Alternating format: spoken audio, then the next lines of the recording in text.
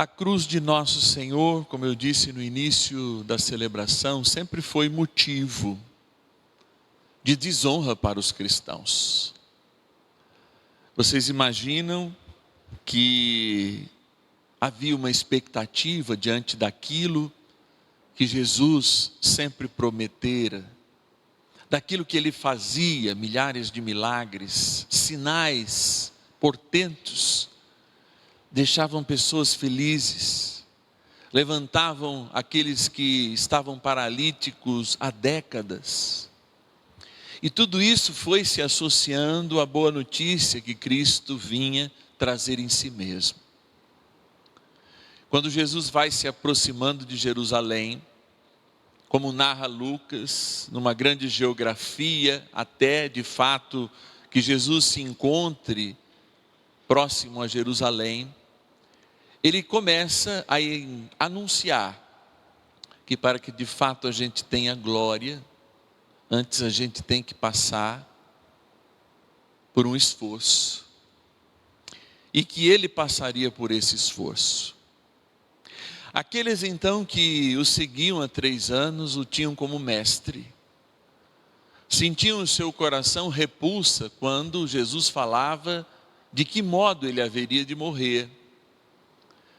De passar por uma condenação injusta e ser injustamente crucificado, ou sofrer, como ele dizia. Em outras partes do próprio Evangelho de João, ou mesmo em Lucas, há uma repulsa tão grande por parte dos discípulos, que primeiro eles não entendem o que estava acontecendo, ou em segundo lugar, naquele momento em que Pedro faz uma intervenção, ele diz: olha, você está fazendo a boca de Satanás, não é a boca e nem aquilo que Deus traz. Por isso também hoje para nós, a dimensão do sofrimento, e imaginar que um Deus, Criador do universo, pudesse sofrer, é um paradoxo religioso que só nós cristãos de fato temos. Só nós cristãos que somos chamados de um modo muito especial a ter como centro, ao centro em nossas vidas, a cruz de Cristo, de onde Cristo atrai todos os nossos pecados e de onde também se emana a graça.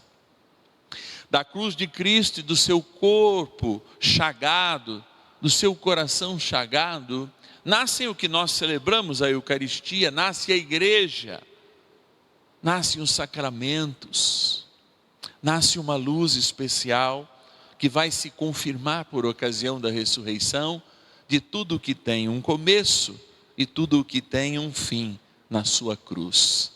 Um fim à nossa morte, o começo à nossa ressurreição. Quando essa boa notícia e esse anúncio da morte do Senhor e da cruz chegaram inclusive para os gregos, muitas discussões e teologias foram formuladas para tentar entender como Deus poderia morrer. E de fato, a segunda pessoa da Santíssima Trindade, sendo humana, de fato morreu. Santo Agostinho afirma isso com toda a profusão, resolvendo isso lá no século V, ao considerar Jesus Deus. A Trindade já era um dogma, mas ao colocar ainda o dilema da morte de nosso Senhor como algo que acontecera somente à sua natureza humana, mas como ele era Senhor e Deus, essa natureza também pode ser falada da sua totalidade. Então, a coisa que parece antagônica é unida na cruz. E essa é a grande beleza. Eu me lembro que quando eu estudei óptica, e ninguém precisa saber de óptica aqui, porque vai entender o que é isso. A gente aprendia o que era foco, ou ponto focal.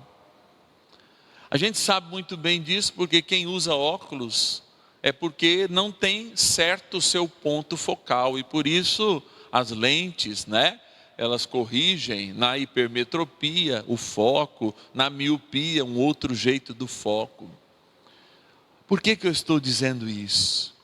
O foco do cristão é a cruz.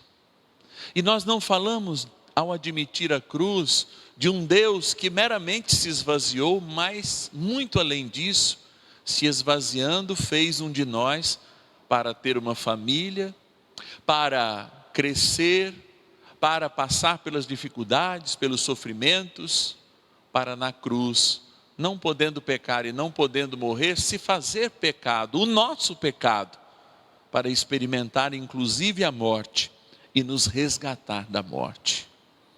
Então, a cruz de nosso Senhor, exaltada hoje, lembra aquele momento de silêncio, mas que não deixa de ter o Senhor corpo, no momento exato das 3 da tarde, quando narra a palavra de Deus, o Santo Evangelho, que o Senhor